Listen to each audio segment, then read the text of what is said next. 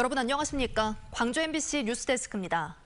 지난달 붕괴 참사가 발생한 학동 재개발구역은 건물 해체 감리자가 상주하지 않은 점이 주된 원인 가운데 하나로 꼽힙니다. 광주시가 이런 사고를 막기 위해 건축법 개정에 앞서 해체 공사와 관련한 새 업무 지침을 만들었습니다. 보도에 송정근 기자입니다. 해체 건물에 대한 관리 감독을 소홀히 해 17명의 사상자를 낸 혐의로 지난주 구속된 건축사 참호 씨. 비상주 계약을 했다는 이유로 현장에 가보지 않았고 감리 일지 또한 작성하지 않았습니다.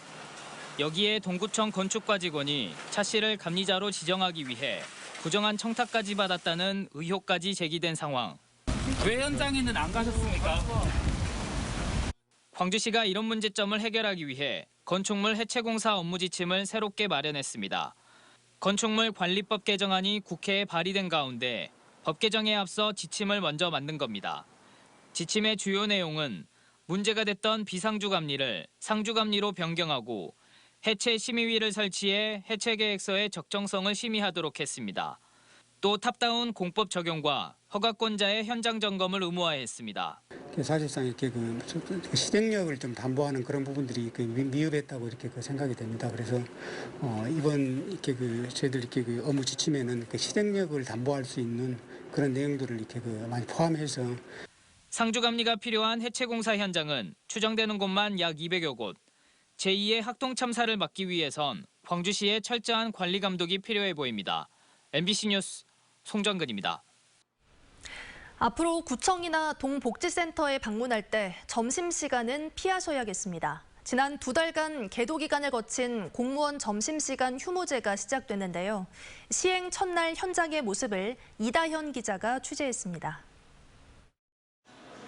낮 12시, 광주 서구청 민원창구 불이 일제히 꺼집니다. 점심시간이면 교대로 식사를 했던 직원들이 줄지어 구내식당으로 향합니다.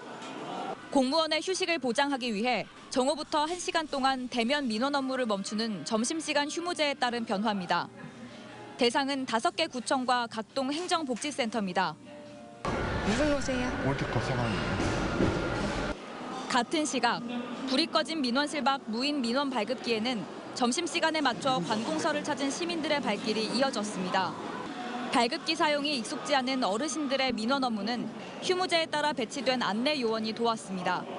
점심시간 휴무제에 맞춰 각 자치구에는 총 73대의 무인 민원 발급기가 추가로 설치됐습니다. 도우미 분께서, 선생님께서 되게 잘 설명해 주시고 친절하게 해주셔서 손쉽게 할 수 있었어요. 저도 잘 모르는 부분이 많았었는데 도와주신 분이 있다 보니까 정말 좋았습니다. 하지만 무인 발급기를 이용하지 못하고 점심시간이 끝날 때까지 기다린 일부 민원인도 있었습니다. 복지 상담과 여권 발급, 인감 증명 등은 창구에서만 민원 처리가 가능하기 때문입니다.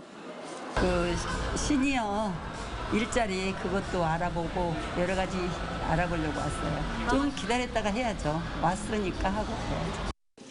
각 구청과 달리 광주시청은 민원인의 불편을 고려해 점심시간 휴무제에 동참하지 않기로 했습니다.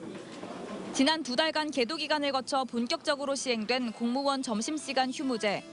구청장 협의회와 공무원 노조는 민원인들의 불편이 계속될 경우 특정 요일에 출퇴근을 조정하는 등 보완책을 논의해 나갈 계획입니다. MBC 뉴스 이다현입니다. 50인 미만의 사업장에서도 주 52시간 근무제가 오늘부터 본격적으로 시행됐습니다.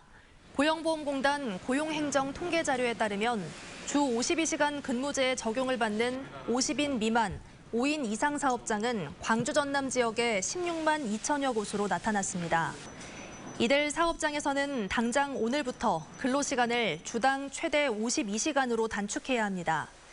다만 30인 미만 사업장에서는 근로자 대표와 사업주 간 서면 합의가 있을 경우 내년 말까지 근무 시간을 주 60시간까지 늘릴 수 있습니다.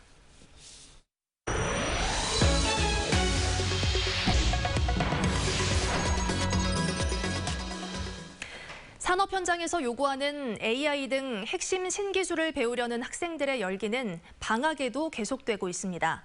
대학 역시 이에 발맞춘 맞춤형 융복합 인재 양성으로 학령 인구 감소 시대를 헤쳐가고 있습니다. 보도에 한신구 기자입니다. 전기 자동차 제작 과정을 놓고 교수와 학생 사이에 진지한 토론이 이어집니다. 설계가 제대로 나왔으면 이럴 일이 없죠. 그래서 설계가 굉장히 중요하다는 것을 느끼는 거야. 올해 안에 AI 신기술을 입혀 완성도 높은 자율주행차를 만드는 게 목표인데 자동차와 전기공학, 디자인과 학생들로 구성된 동아리 회원들은 틈틈이 배워가는 재미에 방학이 따로 없습니다. 학교에서 전교생에게 졸업 때까지 AI 관련 과목을 15학점까지 의무적으로 받도록 융복합 교육과정을 명문화해서 기초 지식을 먼저 익혀놓은 것은 큰 도움입니다. AI 교육을 받는다는 것은 저희가 다양한 분야에서 취업을 할 수 있는 취업의 문도 넓어지고 또한 핸드폰이나 TV랑 같은 가전제품이나 실생활에 AI가 많이 녹아들어 있기 때문에 그래도 부족하거나 생소한 전문 지식은 저명한 전문가들의 온라인 특강으로 채워갑니다. 방학 기간 8주 동안 이어지는 빅데이터와 블록체인, 미래 의료기술 등 AI와 연계된 전문 지식과 다양한 응용 분야에 대한 맞춤형 강의는 여전히 낯선 신기술에 대한 이해의 폭을 넓히고 있습니다. 이 대학은 특히 내년에는 정원 25명으로 AI 빅데이터 학과를 신설하고 2028년까지 260억 원을 투입해서 기업이 요구하는 맞춤형 산업인재 양성에 주력하기로 했습니다. 입학을 했을 때 이 학교는 인공지능에 대한 기본을 우리가 소양을 배우는구나라는 것들을 이미 알고 있기 때문에 굉장히 거부 반응 없이 자연스럽게 이제 익힐 수 있는 그러한 신기술을 익힐 수 있는 학문을 배울 수 있게 되겠죠. 학력 인구 감소로 위기를 맞는 지역대학이 4차 산업혁명 시대 핵심 기술을 바탕으로 한 융복합 인재 양성으로 돌파구를 찾고 있습니다. MBC 뉴스 한신구입니다. 신안군의 섬들이 다양한 색으로 물들고 있습니다. 푸른 바다를 배경으로 마을 집들의 지붕 색깔만 바꿔도 매력적인 볼거리가 되고 있는데요. 양현승 기자가 보도합니다. 3,500여 명이 사는 비금도. 옹기종기 모인 주택 지붕들은 죄다 파란색입니다. 다리로 연결돼 한 몸뚱이처럼 된 인근 도초도의 지붕도 파란색으로 단장했습니다. 섬을 가득 채운 수국의 색을 마을에도 시원하게 담은 겁니다. 오랜 세월을 견뎌낸 돌담과 파란색으로 칠해진 지붕이 관광객들에게 색다른 볼거리가 되고 있습니다. 예쁘고요. 그다음에 좀 특이하다는 생각을 좀 많이 했어요. 근데 파란 섬이잖아요. 바다하고 너무 잘 어울리는 것 같아요.